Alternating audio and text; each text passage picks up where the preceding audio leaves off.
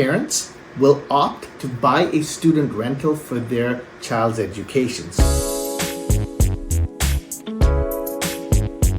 Typically, at this time of the year, many parents will opt to buy a student rental for their child's education. So, for example, in January, February, many parents, many kids, university kids start looking for accommodations for the next year. And in doing that, they will find that there's a huge lack of clean housing. Many of the housing options around universities and colleges are in subpar conditions. The entrepreneur parent will say, hey, why don't I buy my son or daughter a home and they can go rent it out to their friends. This will now cover the son or daughter's rent portion, and with some appreciation over the next 3 or 4 years, will probably pay for the education as well. So many families will start doing that at this time of the year, looking for such properties. Now, some of the advantages of going with a student rental property as an investment is, as a parent, you get to control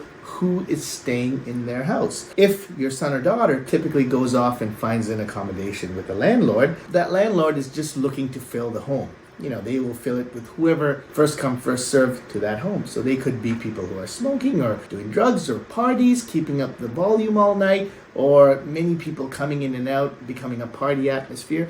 But if you own the home, you will now control who is coming in and out of the house, and you will keep it down so your child will now get a good education and they're able to focus on their studies.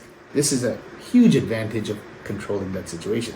The other perk I find is typically students as tenants are a high quality tenant. Why do I say that? Well, typically students, their rent is guaranteed by their parents. And their parents are able to afford, the $500, $600, $700, $800 a month, which is not a huge stretch considering when they were possibly in first year, they were paying much more to the university for them to live in a dorm. So when a kid moves from a dorm to a house, there's a huge savings in accommodations as well as food. You don't need a meal card anymore. So the expenses are going down for the parent, who's the tenant. Many of the students are going to turn over tenancy, so they'll only be near home for 2, 3, 4 years. Once they graduate, you will get a new bunch of students in. This is a huge advantage because in a rising rent environment, you get to now charge market rents very quickly, as opposed to locking in a long-term tenant who's in there for 10 years and 3, 4, 5 years later, you're like way under market value. Many international students who are looking at renting these houses come from very, very wealthy families outside. Students are often not very fussy and they're okay with renting in rooms. And typically in these houses, you're going to take it and break it up into multiple rooms, thereby increasing your revenue in the home. Sometimes you'll get parents who are ready to prepay their son or daughter's year up front.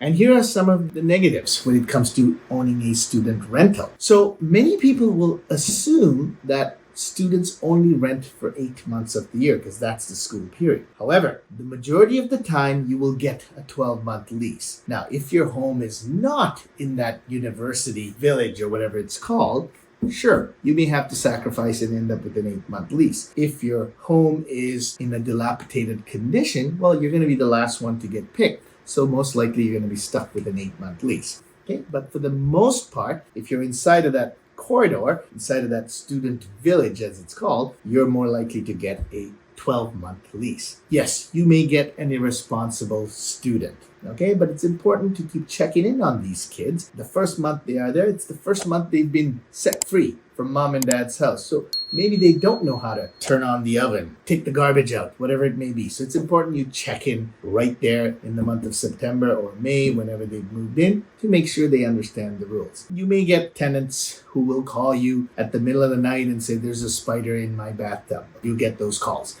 So manage the tenant and manage their expectations on what it's like to run a home. Okay, those are the negatives of student rental. The other big negative of student rental is to get a mortgage, and it's the qualifying process is relatively hard. So you want to speak to a bank ahead of time and figure out how to make this happen. Many students lack a job or a credit history. So when you're looking to rent it out, your tenants typically don't have it. But how do you overcome it? You're getting a parent to guarantee. So you turn that negative into actually a positive. So it's important to outline with these tenants your expectations and do an inspection report when they move in, damages, etc. Review any condo bylaws if it's a condo, so the tenant doesn't involve paying any infraction charges. That's it.